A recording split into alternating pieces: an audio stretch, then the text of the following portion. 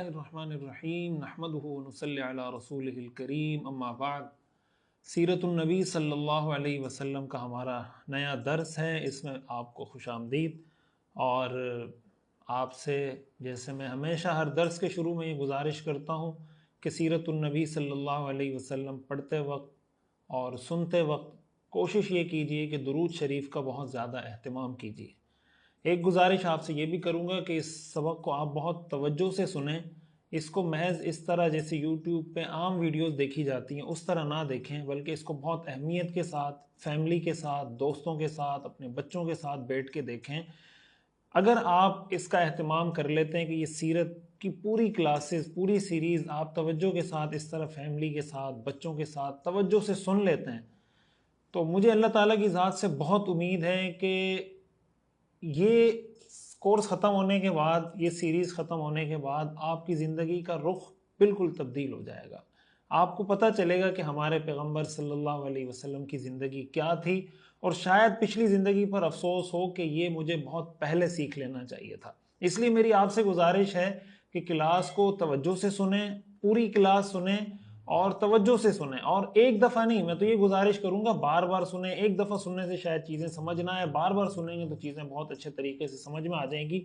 اور ظاہر ہے کہ سیرت کی کلاس ہے، اس میں آپ کو لطیفے نہیں سنا سکتا، اس میں آپ کو اس انداز سے دلچسپ نہیں بنا سکتا۔ میں نے آپ کو سیرت پہ فوکس رکھ کے ساری چیزیں پڑھانی ہیں، تو اس لیے یہ میری گزارش ہے کہ اس کو پوری توجہ سے سنیں۔ جو ہمارا کلاس کا دورانیہ ہوتا ہے 45 منٹ سے 1 گھنٹے کے دوران، اس کے اندر ہم کوشش کرتے ہیں کہ اس کو مکمل کریں۔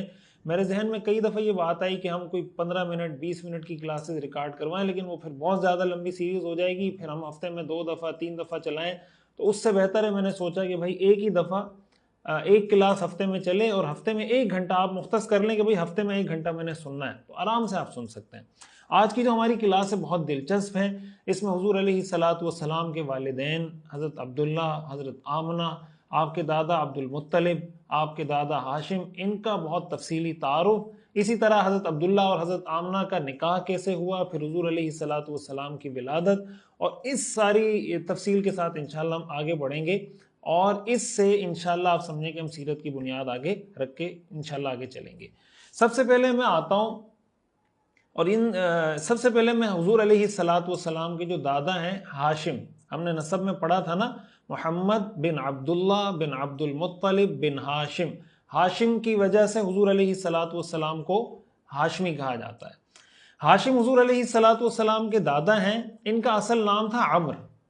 دیکھیں اردو میں 2 لفظ لکھے جاتے ہیں، ایک عمر عین میم را، ایک ہوتا ہے عمر۔ عمر جب لکھا جاتا ہے وہ عین میم را اور واو لکھا جاتا ہے۔ ہمارے بہت سے لوگ اردو میں جب نام پڑھتے ہیں تو اس کو عمرو پڑھتے ہیں، حضرت عمرو نے فرمایا، تو یہ عمرو نہیں ہے، یہ واو اس کے ساتھ اس لیے لکھا جاتا ہے تاکہ عمر اور عمر میں فرق ہو جائے، تو ایک ہے عمر ایک ہے عمر۔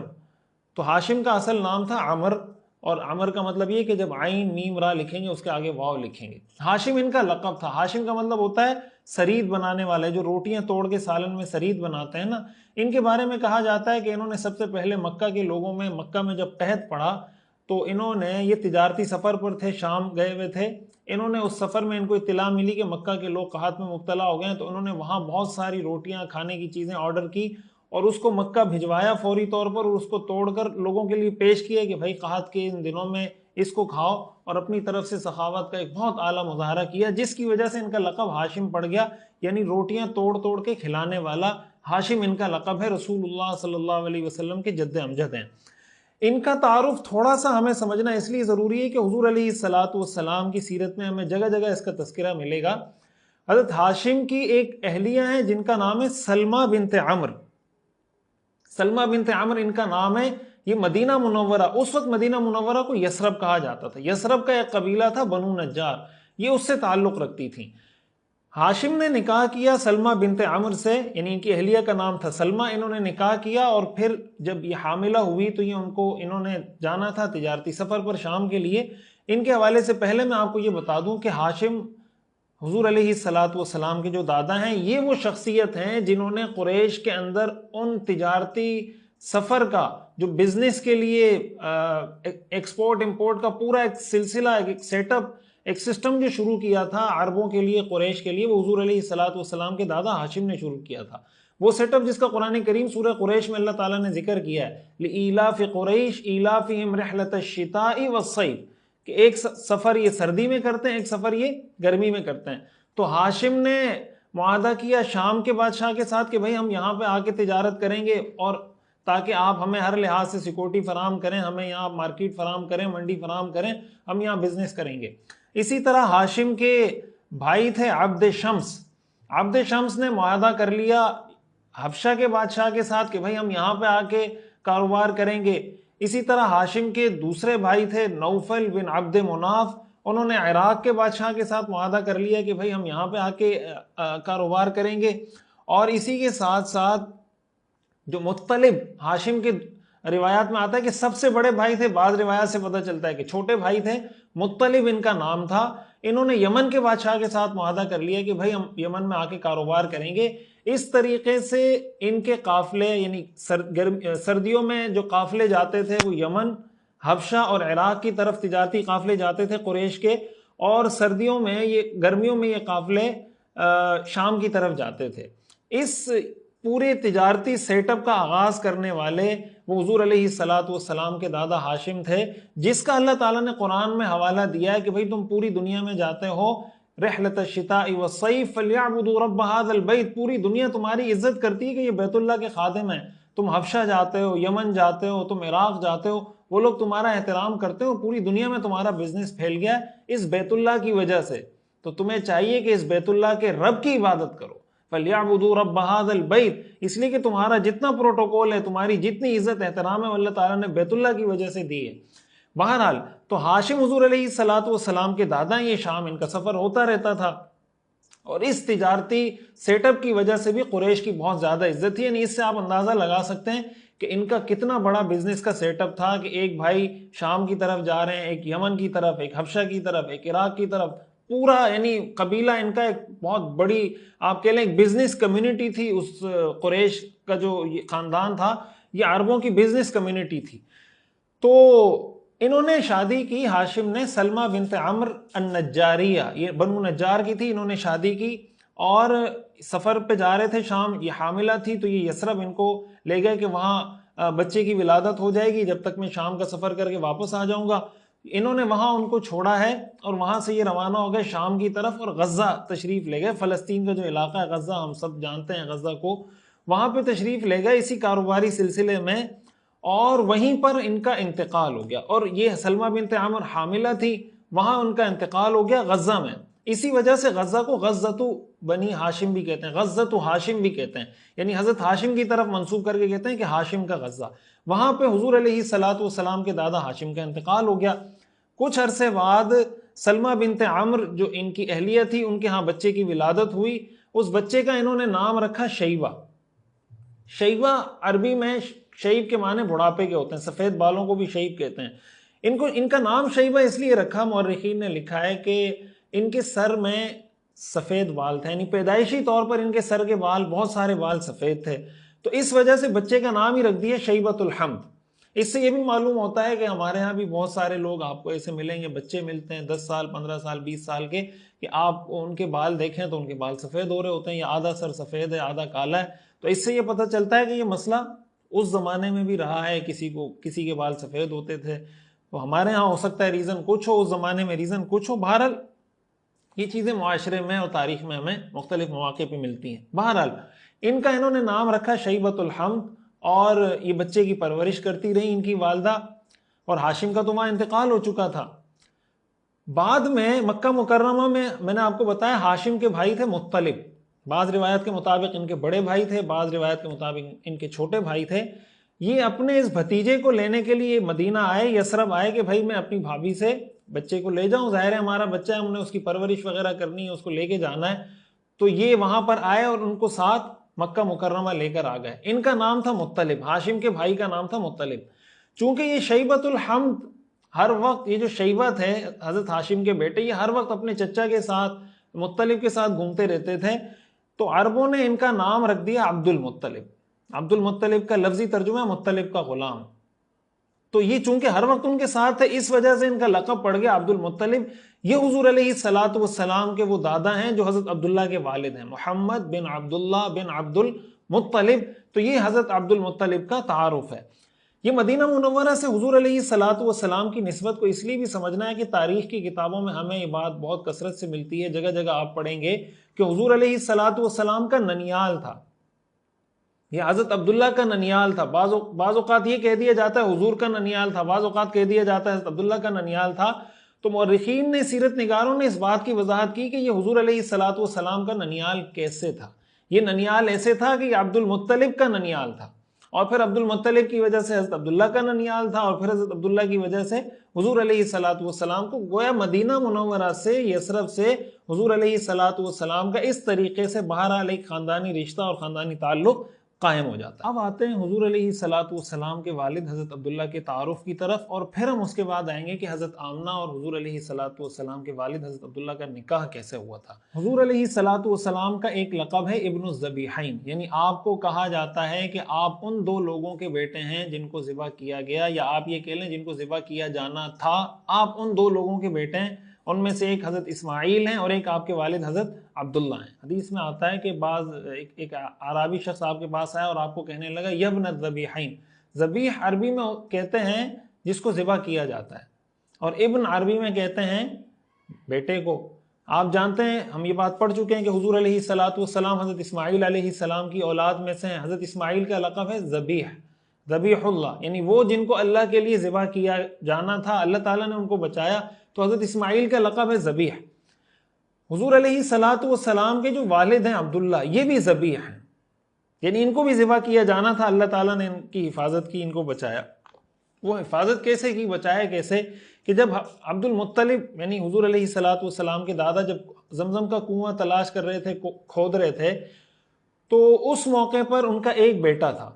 انہوں نے اس وقت یہ نظر مانی کہ اگر اللہ مجھے 10 بیٹے دے دے تو میں ایک کو ذبح کر دوں گا. ایک وقت آیا، اللہ تعالیٰ نے 10 بیٹے دے دیے. عبداللہ بھی آپ کے بیٹے تھے اور لاڈلے بیٹے تھے. اب انہوں نے قرعہ ڈالی کہ بھئی اللہ نے مجھے 10 بیٹے دیے ہیں تو میں کس بیٹے کو ذبح کروں، تو قرعہ حضرت عبداللہ کے نام پہ نکلا. اب وہ پریشان کہ بھئی یہ تو میرا اتنا لاڈلا بیٹا ہے، ان کو میں ذبح کیسے کر سکتا ہوں. دوبارہ انہوں نے لوگوں سے مشورہ کیا. انہوں نے کہا آپ ایسا کریں کہ اس کے بدلے میں 10 اونٹ آپ رکھیں، 10 اونٹ ایک طرف رکھیں اور ان کا نام دوسری طرف، قرعہ دوبارہ ڈالیں. قرعہ انہوں نے دوبارہ ڈالی تو پھر حضرت عبداللہ کے نام پہ نکل آیا. پھر انہوں نے 10 اونٹ اور بڑھا دیے، 20 اونٹ کر دیے. پھر قرعہ ڈالی کہ بھائی 20 اونٹ ذبح کروں یا عبداللہ اپنے بیٹے کو ذبح کروں. قرعہ ڈالی تو پھر عبداللہ کے نام پہ نکل آیا، تو 10 اونٹ اور بڑھا دیے، 30 کر دیے. اس طرح کرتے کرتے کرتے 100 اونٹ تک یہ پہنچے. اور پھر جب انہوں نے قرعہ ڈالی تو 100 اونٹوں کے نام پہ نکلی. انہوں نے اپنے بیٹے کے بدلے میں 100 اونٹ ذبح کر دیے. اس معنی میں حضور علیہ الصلوۃ والسلام کے والد حضرت عبداللہ بھی ذبیح ہو گئے، یعنی یہ بھی وہ شخصیت ہے جن کو ذبح کیا جانا تھا، اور 100 اونٹ ان کے بدلے میں ذبح کیے گئے تو ان کی جان اللہ تعالیٰ نے بچا لی، 100 اونٹ ذبح کر دیے گئے. تو یہ روایت ہے. علامہ جلال الدین سیوطی رحمہ اللہ نے الدر المنصور کے اندر یہ حضرت معاویہ رضی اللہ تعالیٰ عنہ کی ایک روایت نقل کی کہ ان کے پاس ایک شخص ہے اور یہ سوال کرنے لگے کہ بھائی ذبیح حضرت اسماعیل علیہ السلام تھے یا حضرت اسحاق علیہ السلام تھے، یعنی جو واقعہ حضرت ابراہیم علیہ السلام کے بیٹے کا قرآن میں ہے، یہ حضرت اسماعیل کا واقعہ ہے یا حضرت اسحاق علیہ السلام کا واقعہ ہے. تو اس موقع پر حضرت معاویہ رضی اللہ تعالیٰ عنہ نے یہ پورا واقعہ بتایا کہ بھئی میں تمہیں اس کی تفصیل بتاتا ہوں، اور پھر فرمایا کہ اس طرح حضور کے سامنے ایک دفعہ ایک شخص آیا اور حضور کو کہنے لگا یبن الذبیحین، اے ان دو لوگوں کے بیٹے جن کو ذبح کیا جانا تھا. تو حدیث میں آتا ہے آپ علیہ الصلوۃ والسلام مسکرا دیے اور آپ نے ان کو منع نہیں کیا. تو اس وجہ سے حضور علیہ الصلوۃ والسلام کا جو لقب ہے، حضور علیہ الصلوۃ والسلام کا لقب ابن الذبیحین بھی ہے، یعنی دو ان لوگوں کے بیٹے جن کو ذبح کیا جانا تھا، ایک اسماعیل علیہ السلام اور ایک آپ کے والد عبداللہ. اس معنی میں حضور علیہ الصلوۃ والسلام کے جو والد ہیں وہ بھی ذبیح ہیں. اچھا، ایک بات اس سے بڑی اہم جو یہاں ہمیں سمجھنی چاہیے، سیرت ہی کا درس چل رہا ہے، جو ہم اس کو پریکٹیکل لائف میں امپلیمنٹ کر سکتے ہیں. حضرت عبد المطلب نے جان کی جو دیت رکھی، جو بلڈ منی جس کو کہا جاتا ہے، 100 اونٹ رکھے. اچھا، مزے کی بات یہ کہ اسلام جب آیا، اسلامی تعلیمات آئیں، حضور علیہ الصلوۃ والسلام کی بعثت ہوئی، آپ نے لوگوں کو دین کی طرف بلایا، اسلام نے بھی قتل کی جو دیت رکھی ہے وہ 100 اونٹ رکھی ہے. یہ بڑی پوائنٹ کی بات ہے، اس کو سمجھنے کی کوشش کریں. اسلام نے بھی جو بلڈ منی ہے، جو دیت ہے، کسی کو اگر قتل کر دیا جاتا ہے اس کی جو دیت ہے وہ 100 اونٹ رکھی ہے.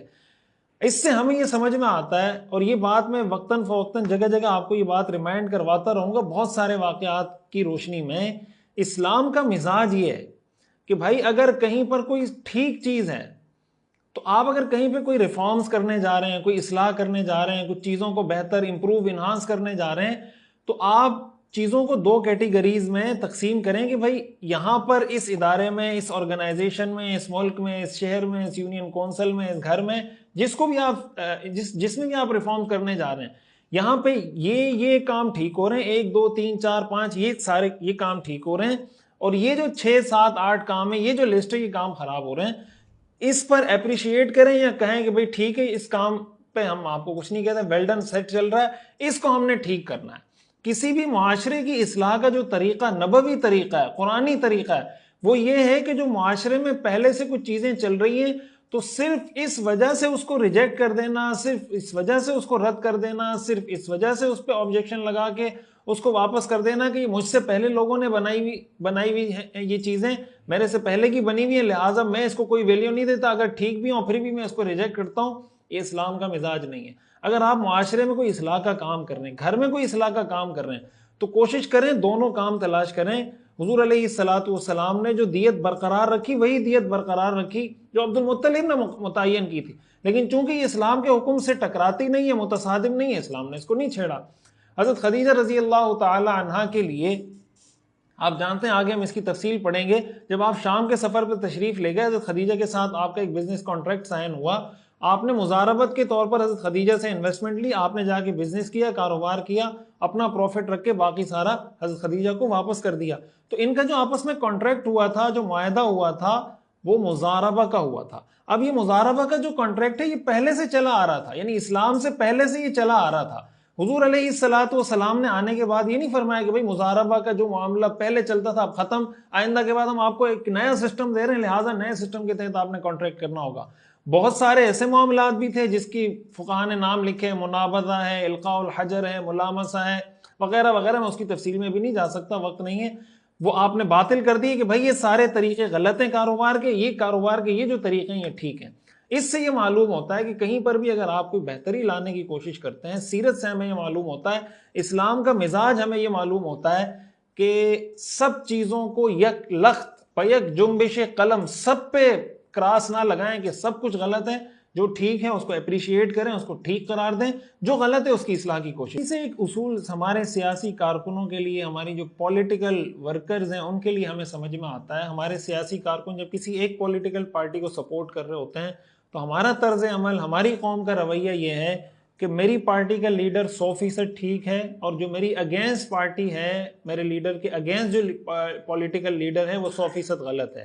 یہ جو طرز عمل ہے یہ اسلام کا مزاج نہیں ہے۔ اسلام ہمیں اس چیز کا درس دیتا ہے کہ بھائی ٹھیک کو ٹھیک کہیں، غلط کو غلط کہیں۔ اگر آپ کا پولیٹیکل لیڈر اچھا کام کر رہا ہے اس کو سپورٹ کریں، اگر آپ کی اگینسٹ پولیٹیکل پارٹی کا کوئی لیڈر اچھا کام کر رہا ہے، آپ ووٹ اس کو نہیں دیتے، آپ نہیں دینا چاہتے کسی وجہ سے، نہ دیں، لیکن اس کے ٹھیک کام کو غلط مت کہیں۔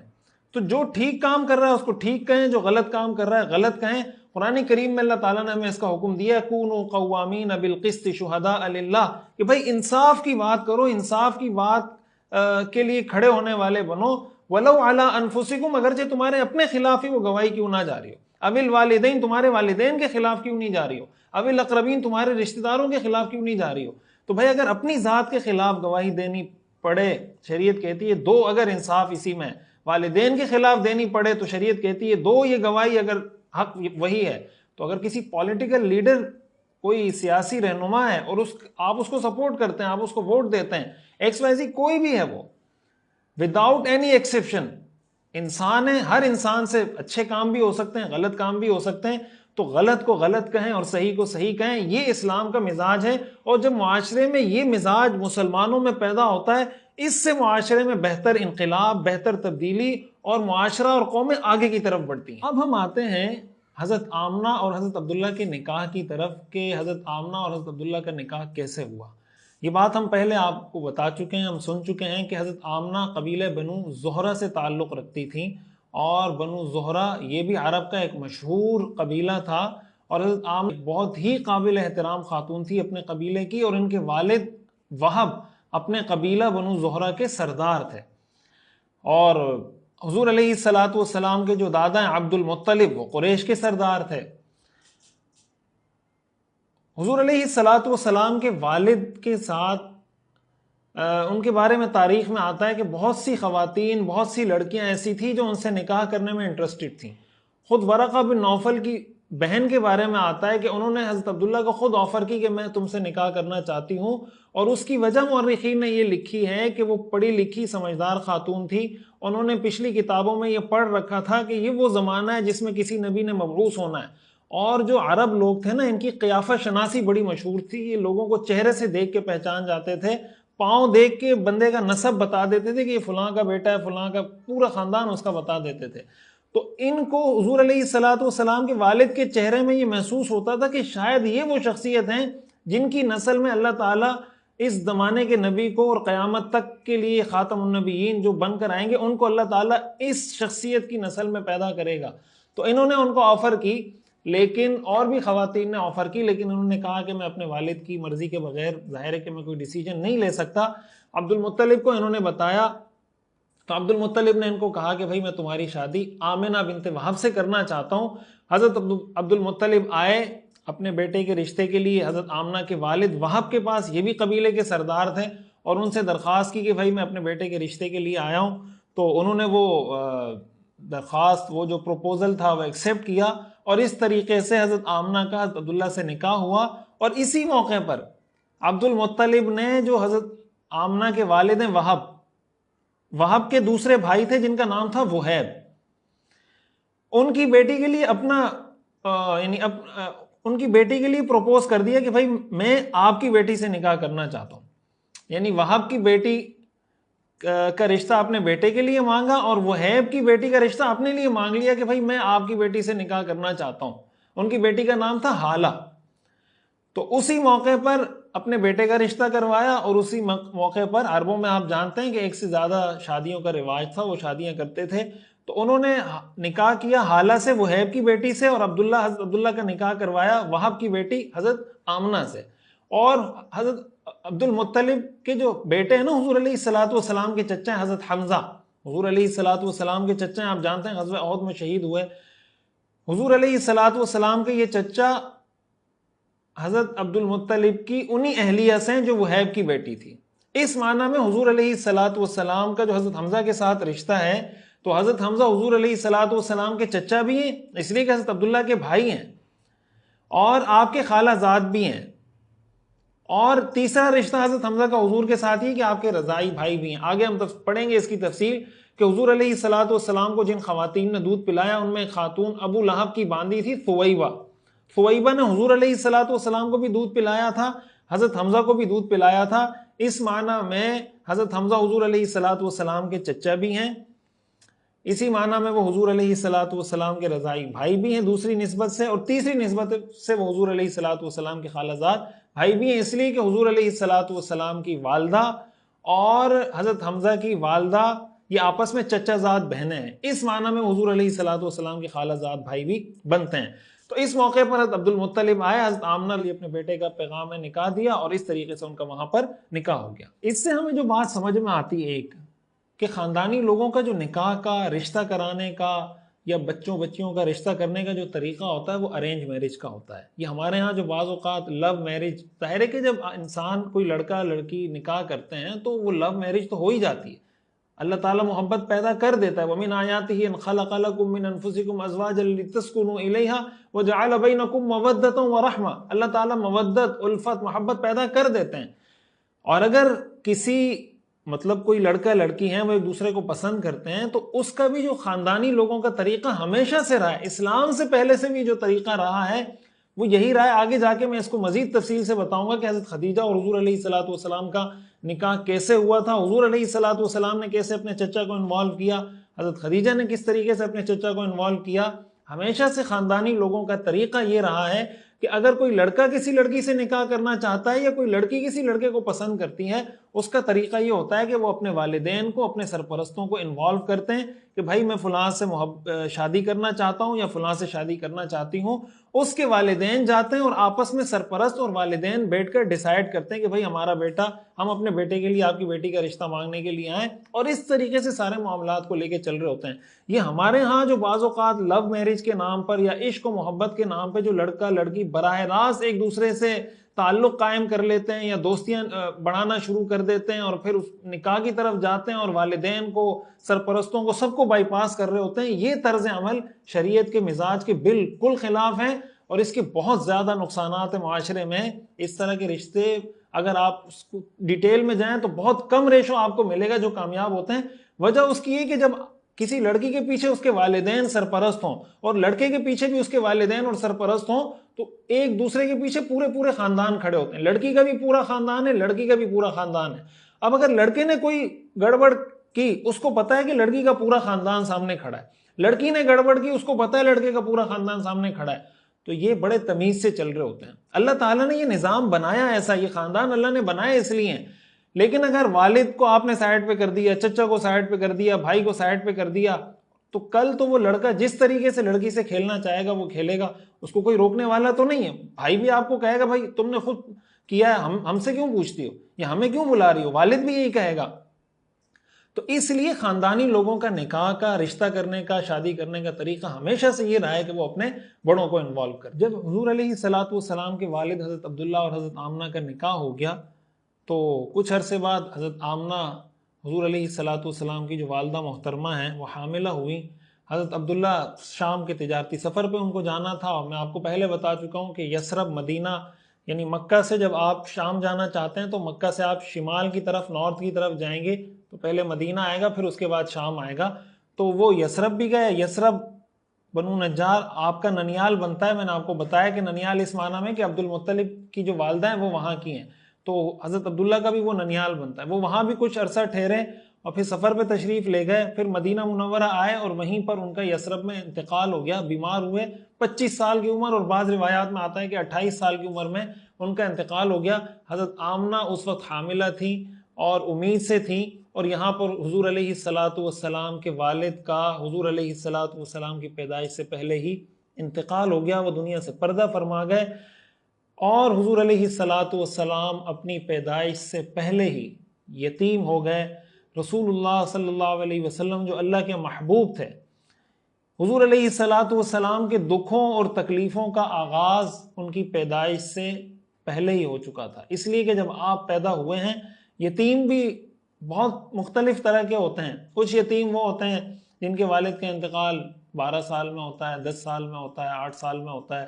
حضور علیہ الصلوۃ والسلام وہ یتیم تھے جنہوں نے کبھی زندگی میں کسی کو ابو جان یا بابا جان یا پاپا یا ڈیڈی یہ لفظ کبھی حضور علیہ الصلوۃ والسلام نے زندگی میں کسی کے لیے استعمال ہی نہیں کیا. اس لیے کہ جب آپ پیدا ہوئے ہیں تو آپ کے والد کا سایہ آپ کے سر سے اٹھ چکا تھا. اور میراث میں انہوں نے اونٹ، کچھ بکریاں اور ایک باندی تھی ایمن حبشہ کی رہنے والی، وہ میراث میں چھوڑی. اور پھر یہ میراث میں حضرت آمنہ کو منتقل ہوئی، اور حضرت آمنہ سے یہ چیزیں پھر بعد میں حضور علیہ الصلوۃ والسلام کو منتقل ہو گئیں. اور آپ جانتے ہیں کہ حضور علیہ الصلوۃ والسلام کی پرورش پھر حضرت آمنہ نے کی، اور آپ کی عمر 6 سال تھی کہ آپ کی والدہ محترمہ حضرت آمنہ بھی اس دنیا سے کوچ کر گئیں. اس کا تفصیلی واقعہ انشاءاللہ ہم اگلے سبق میں ذکر کریں گے.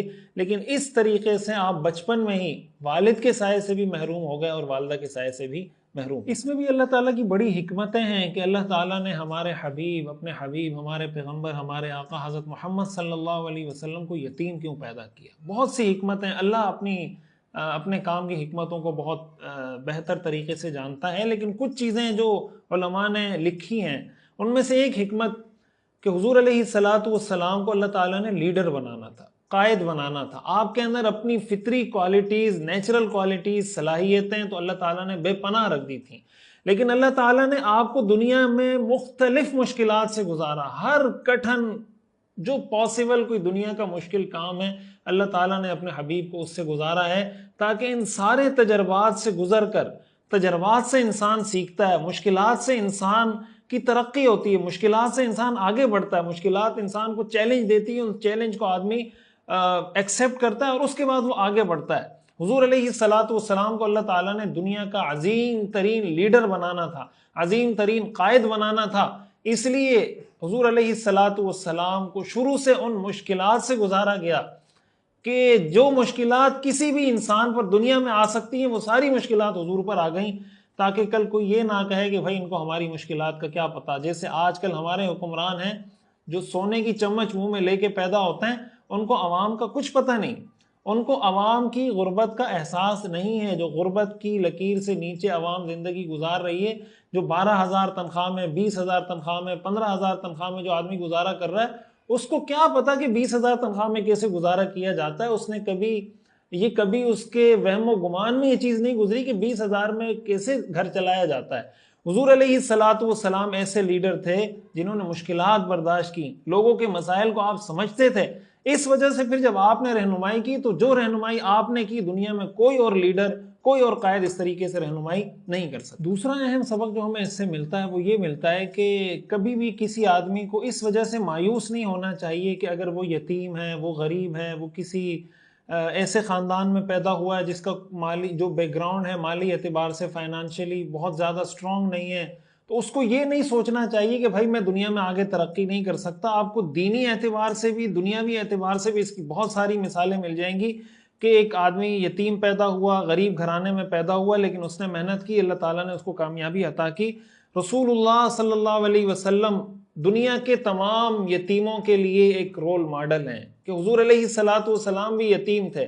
جو دنیا میں اپنے آپ کو بے سہارا سمجھتا ہے، جو سمجھتا ہے کہ میں دنیا میں ترقی نہیں کر سکتا اس لیے کہ میں یتیم ہوں، اللہ تعالیٰ نے اپنے پیغمبر کو یتیم بنایا تاکہ آپ کا یہ جو نیچرل پیدائش کا عمل ہے یہ بھی لوگوں کے لیے سہارا بن جائے کہ ہمارے پیغمبر یتیم تھے، پوری دنیا کے عظیم ترین لیڈر بنے، ایسے لیڈر جس کا اعتراف دشمن کرتے ہیں، تو میں اپنے اس پیغمبر کا امتی ہو کر میں بھی یقیناً کامیابی حاصل کر سکتا ہوں۔ ہمیں تاریخ میں اس کی بہت سی مثالیں ملتی ہیں۔ امام بخاری رحمۃ اللہ علیہ کا آپ نے نام سنا ہوگا۔ صحیح بخاری کتاب اللہ کے بعد، قرآن کے بعد سب سے صحیح ترین کتاب، علماء نے اس کو متفقہ طور پر قرار دیا ہے۔ امام بخاری یتیم تھے۔ امام احمد بن حنبل رحمۃ اللہ علیہ کا آپ نے نام سنا ہوگا، فقہ حنبلی کے امام ہیں، مسلمانوں کی فقہ کے موجد ہیں، فقہ حنبلی کے امام ہیں، وہ یتیم تھے۔ امام شافعی رحمۃ اللہ علیہ کا آپ نے نام سنا ہوگا، امام شافعی فقہ شافعی کے بانی ہیں، ان کی طرف اس کی نسبت کی جاتی ہے۔ امام شافعی رحمۃ اللہ علیہ یتیم تھے۔ امام ابو یوسف رحمۃ اللہ علیہ کا آپ نے نام سنا ہوگا، فقہ حنفی کے بہت بڑے امام، امام ابو حنیفہ کے شاگرد ہیں، اور فقہ حنفی میں بہت سارے مسائل میں انہوں نے امام ابو حنیفہ سے اختلاف کیا، اور فقہ حنفی میں امام ابو یوسف کے قول پر فتویٰ دیا گیا۔ بعد میں یہ چیف جسٹس بنے، قاضی القضات بنے، یہ یتیم تھے۔ حضور علیہ الصلاۃ والسلام نے دنیا میں آ کر ہر بے سہارا شخص کو اس بات کا پیغام دیا۔ اللہ تعالیٰ نے انسانیت کو یہ پیغام دیا کہ بھائی اگر کوئی تمہیں مایوس کرنے کی کوشش کرے تو مایوس مت ہونا۔ انسان اس بات کا مکلف ہے کہ اپنی کوشش کرے، اپنی محنت کرے، اور اپنی محنت اور کوشش کرنے کے بعد نتیجہ اللہ پر چھوڑ دے، لیکن صرف اس وجہ سے کہ بھائی میں غریب گھر میں پیدا ہوا ہوں، یا میں یتیم ہوں، یا یوں، یا یہ مسئلہ ہے، یا یہ مسئلہ ہے، میں آگے نہیں بڑھ سکتا۔ یہ حضور علیہ الصلاۃ والسلام کی یتیمی کی جو حکمتیں تھیں ان میں سے ایک بہت بڑی حکمت یہ تھی کہ انسانیت کو سہارا ملے۔ ہمارے ہاں ایک بات کی جاتی ہے، ضمناً میں یہ بات عرض کر دوں، شاید ایلن مسک کی بات ہے یا بل گیٹ، کہ بھئی اگر آپ غریب پیدا ہوئے ہیں تو آپ کا قصور نہیں، لیکن اگر آپ غریب مرتے ہیں تو آپ کا قصور ہے۔ یہ بات شرعی نقطہ نظر سے غلط ہے۔ ممکن ہے کہ آپ غریب پیدا ہوں، غریب مریں، آپ کا قصور نہ ہو۔ یہ بھی ممکن ہے کہ آپ غریب پیدا ہوں، غریب مریں، آپ کا قصور ہو۔ اگر آپ غریب پیدا ہوئے، آپ نے محنت کی، لیکن اللہ کی تقدیر غالب آ گئی اور آپ پیسہ نہ کما سکے، اس میں آپ کا کیا قصور ہے؟ اور اگر آپ غریب پیدا ہوئے اور آپ نے محنت نہیں کی، آپ محنت کر سکتے تھے، پیسہ کما سکتے تھے حلال طریقے سے، لیکن آپ نے نہیں کمایا، تو ممکن ہے آپ اس کو کہیں کہ بھئی اس کا قصور ہے کہ یہ پیسہ کما سکتا تھا، اس نے نہیں کمایا۔ لیکن مطلقاً یہ بات کہہ دینا کہ بھئی غریب پیدا ہوا، غریب مرا، اس کا مطلب یہ ناکام آدمی ہے۔ اللہ کی نظر میں ناکامی اور کامیابی کا معیار یہ نہیں ہے۔ اللہ کی نظر میں کامیابی اور ناکامی کا معیار جنت اور جہنم ہے۔ من زحزح عن النار وادخل الجنت فقد فاز۔ اللہ فرماتے ہیں جو جہنم سے بچا لیا گیا، جنت میں داخل کر دیا گیا، وہ کامیاب۔ اور ایک حکمت اس میں یہ بھی ہو سکتی ہے، علماء نے لکھا ہے کہ بھائی کل حضور علیہ الصلاۃ والسلام کو کوئی یہ طعنہ نہ دے سکے کہ بھائی یہ سب کچھ ان کو ان کے والد نے سکھایا ہے، ان کے دادا نے سکھایا ہے۔ تو والد کا انتقال تو پہلے ہی ہو گیا، 6 سال کی عمر میں والدہ کا انتقال ہو گیا، 12 سال کی عمر میں دادا کا انتقال ہو گیا۔ تو کوئی یہ طعنہ نہ دے سکے کہ بھائی یہ والد کا سکھایا ہوا ہے یا دادا کا سکھایا ہوا ہے یا والدہ کا سکھایا ہوا ہے. اللہ تعالیٰ نے یہ سارے جو دنیاوی ایک سہارے ہوتے ہیں اللہ تعالیٰ نے یہ سب لے کر اپنے حبیب صلی اللہ علیہ وسلم کی خود کفالت کی تاکہ دنیا کو یہ پتہ چلے کہ اس شخصیت نے جو پیغام دنیا کو دیا ہے وہ اللہ کا پیغام ہے. وما ينطق عن الهوى ان هو الا وحی یوحى. یہ اپنی طرف سے کوئی بات نہیں کرتے، اگر یہ کوئی بات کرتے ہیں تو یہ وحی ہے جو ان کی طرف کی جاتی ہے. اور اسی کے ساتھ ساتھ یہ فرق لوگوں کی نظر میں ملحوظ رہے کہ دنیاوی منصب، شہرت، پیسہ، پروٹوکول کی وجہ سے جو عزت ملتی ہے اور دین کی وجہ سے، دین کی نسبت سے جو عزت ملتی ہے اس میں فرق کیا جا سکے. دین کی نسبت سے ملنے والی عزت اور دنیا، پیسہ اور دنیاوی پروٹوکول اور مناصب کی وجہ سے جو ملنے والی عزت ہے اس میں فرق کیا جا سکے. دین کی وجہ سے اللہ تعالیٰ انسان کو جو عزت دیتا ہے اس کی حیثیت بہت بڑھ کر ہے اس عزت سے جو انسان کو دنیا کی وجہ سے، دنیاوی مناصب کی وجہ سے ملتی ہے. اس سے کئی گنا بڑھ کر ہے وہ عزت، وہ مقام، وہ حیثیت جو اللہ تعالیٰ کسی کو دین کی وجہ سے عطا کرتے ہیں. اللہ تعالیٰ نے اپنے حبیب صلی اللہ علیہ وسلم کو دنیا میں جو مقام، جو عزت، جو مرتبہ، جو حیثیت، جو شان، جو رفعت، جو بلندی عطا کی، یہ سب دین کی نسبت سے تھی، اپنی نسبت سے عطا کی، اور اس نسبت کا کوئی مقابلہ نہیں. اب ہم آتے ہیں حضور علیہ الصلوۃ والسلام کی ولادت کی تاریخ، دن، مہینہ اور سال کی طرف کہ آپ کی ولادت کا سال کون سا تھا، مہینہ کون سا تھا، دن کون سا تھا اور تاریخ کون سی تھی. حضور علیہ الصلوۃ والسلام کی ولادت کے سال کی اگر بات کریں کہ کس سال آپ کی ولادت ہوئی ہے تو مورخین کا تقریباً اس بات پر اجماع ہے، اتفاق ہے کہ حضور علیہ الصلوۃ والسلام کی ولادت عام الفیل میں ہوئی. عام الفیل کا مطلب ہے ہاتھی والا سال، یعنی جس سال ہاتھی والا وہ واقعہ جو سورہ فیل میں اللہ تعالیٰ نے ذکر کیا ہے کہ ابرہہ بیت اللہ کو شہید کرنے کے لیے آیا، اللہ تعالیٰ نے ابرہہ کے لشکر کو تباہ و برباد کر دیا. یہ واقعہ کبھی موقع ملے گا میں اگلی کلاسز میں کبھی کچھ تفصیل سے بتاؤں گا. یہ جو واقعہ تھا یہ عرب میں بہت مشہور ہو گیا، اس لیے کہ بہت ایکسٹرا آرڈینری واقعہ تھا کہ پرندوں کی کنکریوں کی وجہ سے ہاتھی مر گئے. لوگ حیران تھے کس طریقے سے اللہ تعالیٰ نے ابابیل کے ذریعے ہاتھیوں کو تباہ کیا، ابرہہ کے لشکر کو تباہ کیا. حضور علیہ الصلوۃ والسلام کی ولادت اس واقعے کے کچھ روایات میں آتا ہے 50 دن بعد، کچھ روایات میں آتا ہے 55 دن بعد، لیکن اسی سال میں حضور علیہ الصلوۃ والسلام کی ولادت ہوئی ہے، تو اس پر ان کا اتفاق ہے. اور اگر ہم عیسوی کیلنڈر کی بات کریں تو بعض روایات سے معلوم ہوتا ہے کہ وہ اپریل کی 22 تاریخ اور سال 570 عیسوی بنتا ہے. اور بعض روایات سے معلوم ہوتا ہے، جو مصر کے معروف عالم ہیں شیخ محمود پاشا، جو بڑے ماہر ہیں فلکیات کے، ریاضی کے، حساب کے، وہ کہتے ہیں کہ حضور علیہ الصلوۃ والسلام کی ولادت 20 اپریل کو ہوئی اور 571 عیسوی تھی.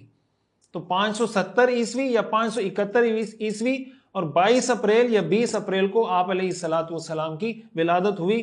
تو عیسوی مہینہ اپریل کا تھا، سال عام الفیل تھا، اور 570 عیسوی یا 571 عیسوی. اور زیادہ راجع قول جو معلوم ہوتا ہے تاریخ سے وہ یہ معلوم ہوتا ہے کہ 571 عیسوی میں آپ علیہ الصلوۃ والسلام کی پیدائش ہوئی. ولادت کے مہینے کے بارے میں بھی تقریباً اگرچہ اقوال ملتے ہیں، رمضان کا قول بھی ہے، سفر کا قول بھی ہے، لیکن وہ بہت ضعیف اقوال ہیں. تقریباً تمام سیرت نگاروں کے اس بات پر اتفاق ہے کہ حضور علیہ الصلوۃ والسلام کی پیدائش ربیع الاول کے مہینے میں ہوئی. اب آتے ہیں ولادت کے دن کی طرف کہ آپ کی ولادت کا دن کون سا تھا. یہ بھی صحیح روایات سے ثابت ہے. حضور علیہ الصلوۃ والسلام نے فرمایا کہ میری ولادت پیر کے دن ہوئی. یہ صحیح مسلم کی حدیث ہے. آپ سے پیر کے روزے کے بارے میں پوچھا گیا تو آپ نے فرمایا اس دن میری ولادت ہوئی اور اسی دن میری بعثت ہوئی. اور بعض روایات میں آتا ہے کہ آپ نے فرمایا، یا راوی کو اس میں شک ہے، وہ آپ نے فرمایا کہ اسی دن مجھ پر وحی نازل ہوئی. تو یہ صحیح مسلم کی اس حدیث میں آپ نے فرمایا کہ پیر کے دن میری ولادت ہوئی. اس لیے یہ بات بھی متفقہ ہے، اس پر بھی اتفاق ہے سیرت نگاروں کا، مورخین کا، کہ آپ کی ولادت کا جو دن ہے وہ پیر ہے. یہاں تک آپ کو سمجھ آ گیا کہ بھائی ہاتھی والا واقعہ جب پیش آیا سال وہ تھا 571 عیسوی، ربیع الاول کا مہینہ، اپریل کا مہینہ اور پیر کا دن. اب آ جاتے ہیں قمری تاریخ کی طرف کہ بھائی ربیع الاول کی کون سی تاریخ تھی. یہ ہمارے ہاں بعض اوقات بہت معرکۃ الآراء مسئلہ بن جاتا ہے، اس پہ بڑی بڑے مناظرے، بڑی بڑی بحثیں شروع ہو جاتی ہیں. حالانکہ پریکٹیکل چیزوں کی طرف آنا چاہیے، ان کو ڈسکس کرنا چاہیے کہ کرنے کا کام کیا ہے، ذمہ داریاں کیا ہیں. اس حوالے سے ہمیں مختلف اقوال ملتے ہیں. ایک قول حضرت جبیر بن مطعم رضی اللہ تعالیٰ عنہ، حضرت جبیر بن مطعم رحمہ اللہ کی طرف منسوب ہے کہ حضور علیہ الصلوۃ والسلام کی پیدائش 8 ربیع الاول کو ہوئی. حافظ علامہ ابن عبد البر رحمہ اللہ نے یہ لکھا ہے کہ مورخین کے نزدیک یہی قول صحیح ہے۔ اسی طرح حافظ ابو الخطاب ابن دحیہ، ان کی ایک کتاب ہے التنویر فی مولد البشر النذیر، انہوں نے اسی قول کو ترجیح دی جو حضرت جبیر بن مطعم سے مروی ہے کہ حضور علیہ الصلوۃ والسلام کی پیدائش 8 ربیع الاول کو ہوئی۔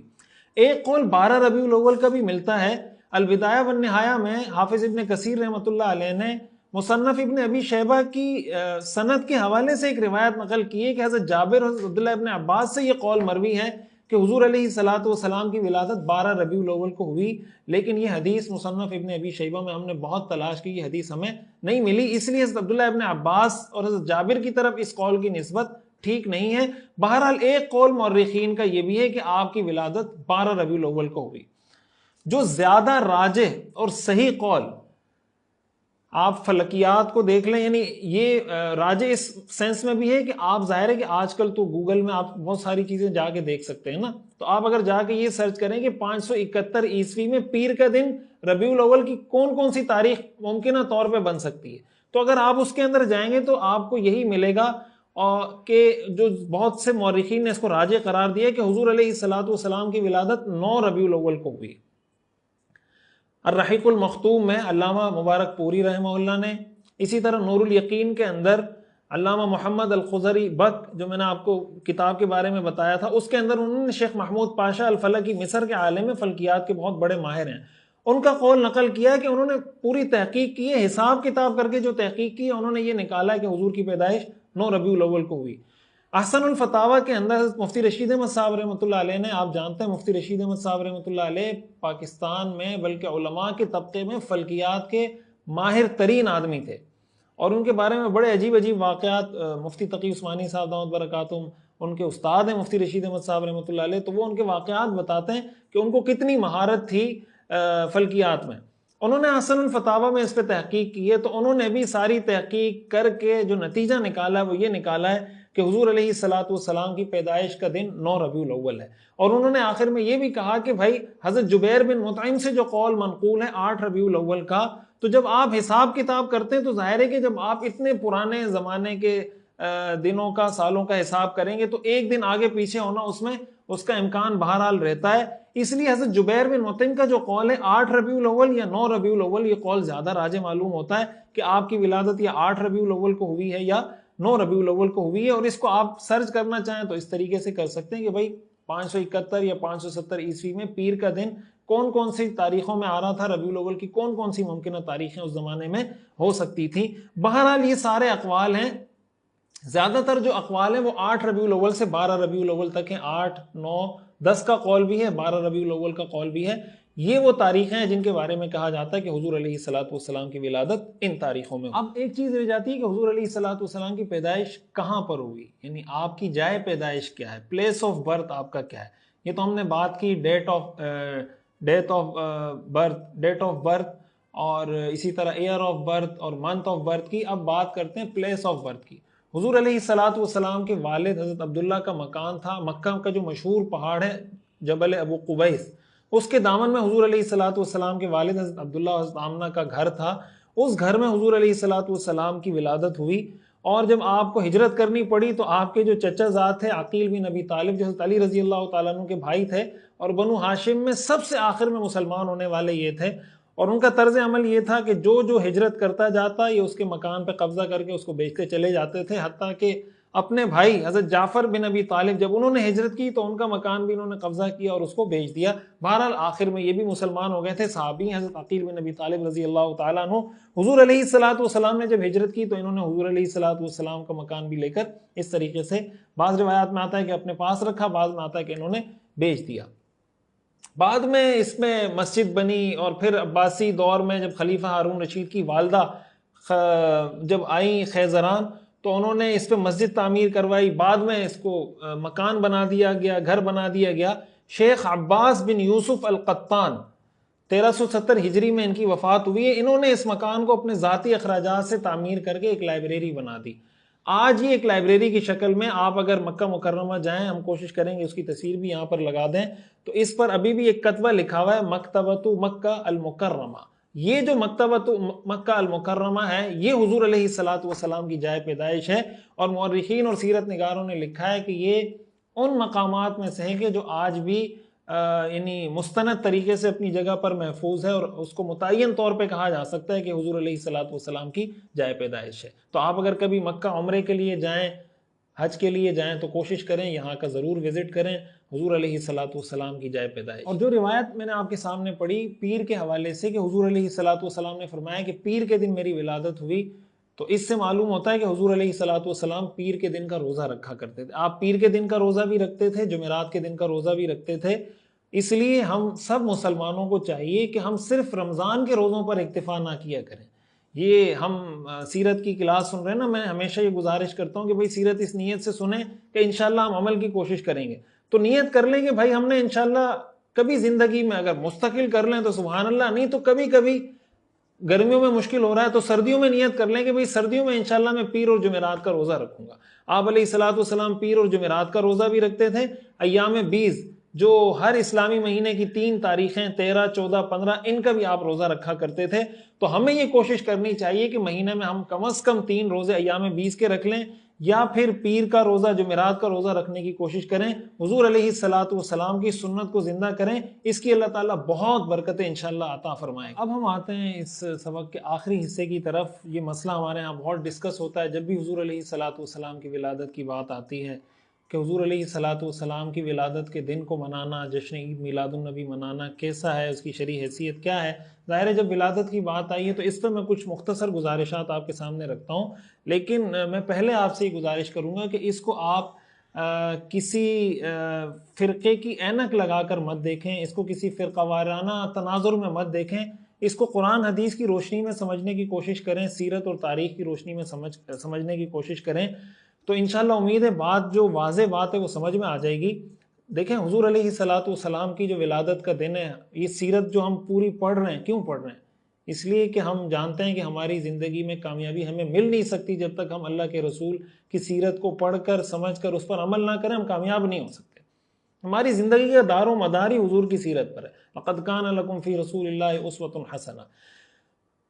اسلام کے اندر اللہ تعالیٰ نے جن عبادات کو کسی دن کے ساتھ خاص کیا ہے نا، تو وہ دن اللہ تعالیٰ نے اس امت میں محفوظ رکھے۔ مثال کے طور پر عید الاضحیٰ میں قربانی ہوتی ہے، 10 ذی الحجہ کو قربانی ہوتی ہے، ساری دنیا کے مسلمانوں کو پتہ ہے کہ بھئی قربانی 10 ذی الحجہ کو ہونی ہے، اور اس پر مسلمانوں کا اتفاق ہے۔ 10 ذی الحجہ کو مسلمان قربانی کرتے ہیں، اور یہ تاریخ مسلمانوں کے پاس محفوظ ہے۔ 10 محرم کا روزہ آپ سب جانتے ہیں کہ موسیٰ علیہ السلام اور ان کی قوم کو اللہ تعالیٰ نے فرعون سے نجات دی تھی 10 محرم کو، تو وہ اس کی خوشی میں روزہ رکھا کرتے تھے، اس کو سیلیبریٹ کرنے کے لیے روزہ رکھا کرتے تھے۔ تو 10 محرم کی تاریخ کے روزے کی فضیلت ہے، حضور علیہ الصلوۃ والسلام نے بھی اس کی ترغیب دی، آپ نے بھی روزہ رکھا، اور آپ نے فرمایا اگر میں اگلے سال رہا تو میں 9 یا 11 کا روزہ ساتھ رکھوں گا۔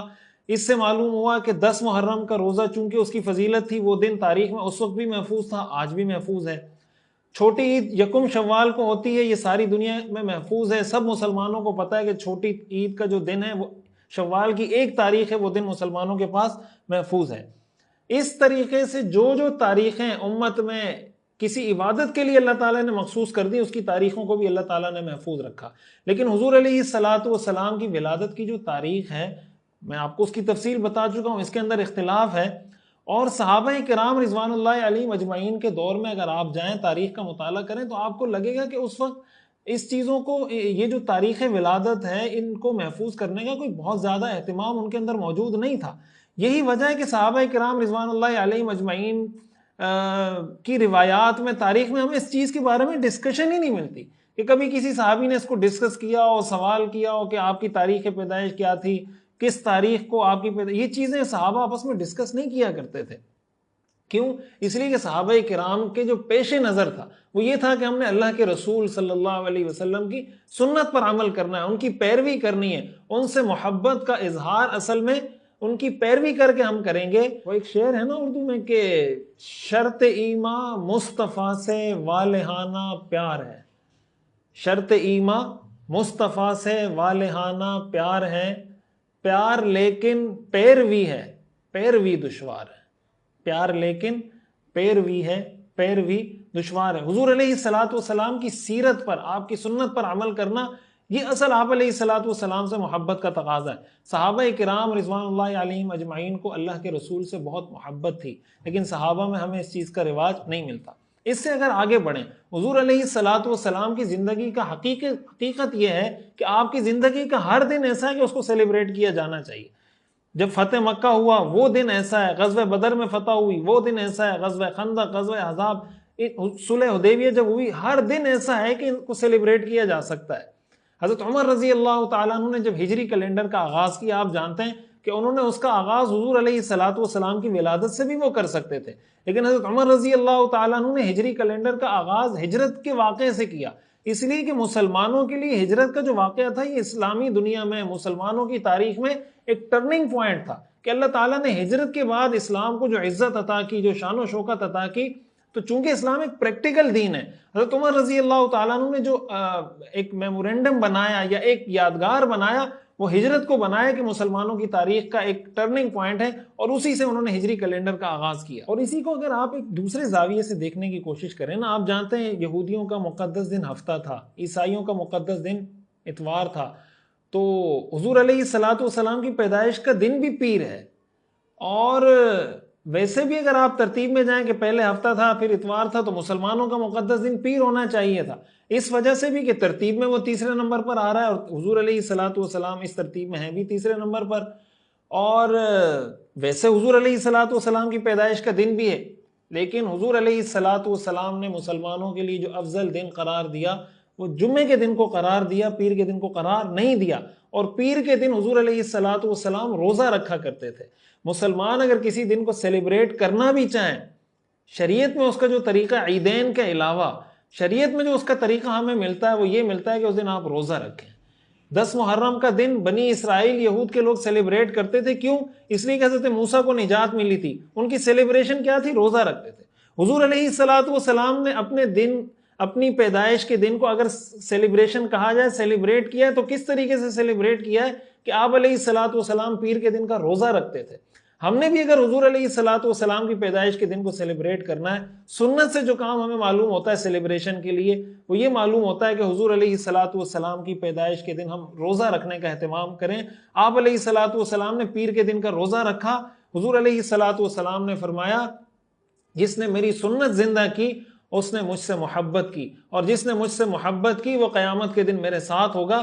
اس لیے اگر حضور علیہ الصلوۃ والسلام کی ولادت کے دن کو منانا ہے تو اس دن کو ایسے منائیں، ویسے منائیں جیسا حضور علیہ الصلوۃ والسلام نے منایا، اور حضور علیہ الصلوۃ والسلام نے اس کو ایسے منایا کہ آپ اس دن روزہ رکھا کرتے تھے۔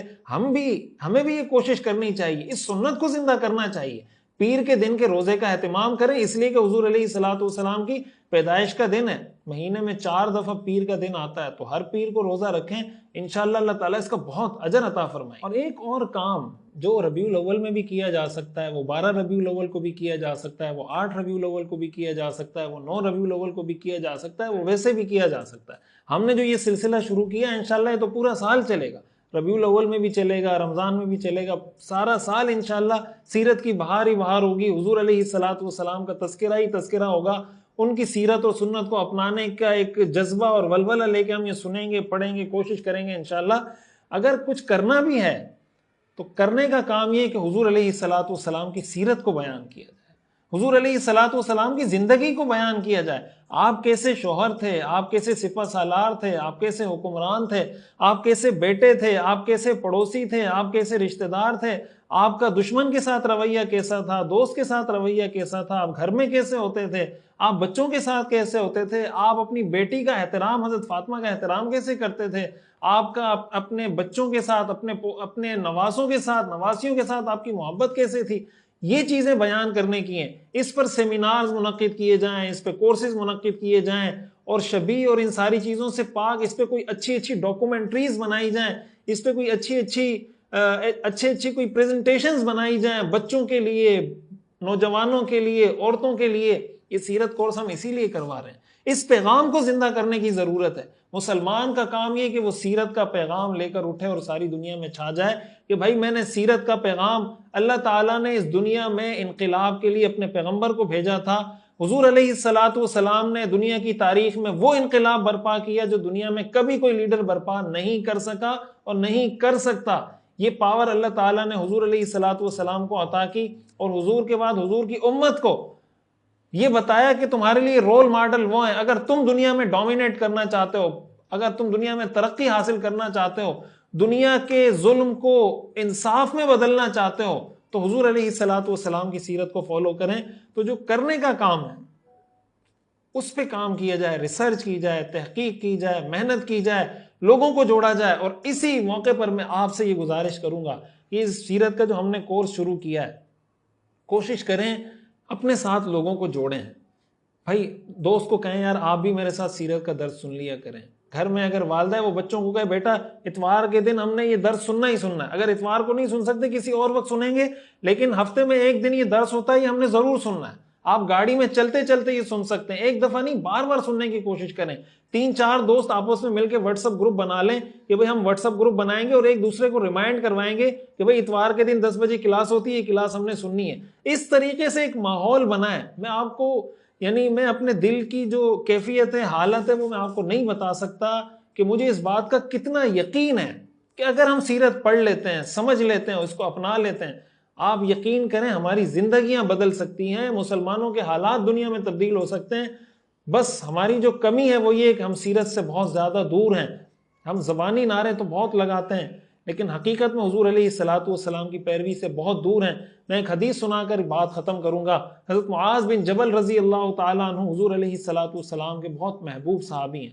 یہ وہ صحابی ہیں جن کو حضور علیہ الصلوۃ والسلام نے فرمایا تھا یا معاذ انی احبک، اے معاذ میں تم سے محبت کرتا ہوں۔ جب آپ علیہ الصلوۃ والسلام نے ان کو یمن کی طرف بھیجا، یمن کی طرف آپ نے ان کو روانہ کیا لوگوں کو دین سکھانے کے لیے، تو روایات میں آتا ہے کہ آپ ان کے ساتھ ساتھ پیدل چلتے جا رہے تھے، یہ گھوڑے پر سوار تھے۔ حضور علیہ الصلوۃ والسلام ان کو رخصت کرنے کے لیے ان کے اعزاز و اکرام میں پیدل چلتے چلے جا رہے تھے، یہاں تک کہ آپ پیدل چلتے چلتے چلتے مدینہ کی حدود سے باہر نکل گئے، اور وہاں جب پہنچے حضور علیہ الصلوۃ والسلام نے حضرت معاذ سے فرمایا کہ اے معاذ، شاید اب جب تمہارا مدینہ میں آنا ہوگا تو میری قبر سے تمہارا گزر ہوگا، شاید اب میری اور تمہاری اس دنیا میں دوبارہ ملاقات نہیں ہو سکے گی۔ روایات میں آتا ہے معاذ رضی اللہ تعالیٰ عنہ بہت زیادہ غمگین ہوئے، بہت زیادہ رونے لگے۔ حضور علیہ الصلوۃ والسلام نے جب دیکھا کہ حضرت معاذ رضی اللہ تعالیٰ عنہ روئے جا رہے ہیں، ان کی سسکیاں ختم نہیں ہو رہی، آپ علیہ الصلوۃ والسلام کا رخ یمن کی طرف تھا، وہ یمن ظاہر جا رہے تھے، آپ نے اپنا چہرہ مبارک پھیر دیا، شام کی طرف آپ نے اپنا چہرہ پھیر دیا۔ حضرت معاذ کا رخ اس طرف ہے، حضور علیہ الصلوۃ والسلام کا رخ اس طرف۔ حضور علیہ الصلوۃ والسلام نے ان سے رخ پھیر کر ایک حدیث ارشاد فرمائی، ایک بات ارشاد فرمائی۔ آپ نے فرمایا یا معاذ ان اول الناس بی المتقون من کانوا وحیث کانوا، اے معاذ میرے سب سے زیادہ قریب، میرے دل کے سب سے زیادہ قریب، مجھ سے سب سے زیادہ قریب وہ لوگ ہیں المتقون، جو متقی ہوں، جو اللہ سے ڈرتے ہوں، جو سنت اور سیرت پہ عمل کرنے والے ہوں۔ من کانوا، وہ کوئی بھی ہو، وحیث کانوا، کہیں بھی ہو، میرے دل کے سب سے زیادہ قریب وہ لوگ ہیں جو متقی ہوں، وہ کوئی بھی ہو، کہیں بھی ہو۔ اس لیے اگر تم یمن میں مجھ سے دور ہو تو پریشان مت ہونا، اگر تم میری سنت پہ عمل کرتے ہو تو تم مجھ سے قریب ہو، اور اگر کوئی مدینہ میں رہ کر بھی میری سنتوں پہ عمل نہیں کرتا وہ مجھ سے دور ہے۔ ہم ذرا اپنی زندگی پہ نظر ڈالیں، ہماری زندگی میں سیرت کی اہمیت کیا ہے، سنت کی اہمیت کیا ہے، ہم اس کو فالو کرنے کی کتنی کوشش کرتے ہیں۔ یہ محنت ہے، اللہ تعالیٰ اس کو اپنی بارگاہ میں قبول فرمائے، اور اللہ تعالیٰ ہمیں توفیق عطا فرمائے کہ ہم حضور علیہ الصلوۃ والسلام کی سیرت کو پڑھنے والے بنیں، سمجھنے والے بنیں، عمل کرنے والے بنیں اور آگے پھیلانے والے بنیں۔ اللہ تعالیٰ ہم سب کو عمل کی توفیق عطا فرمائے۔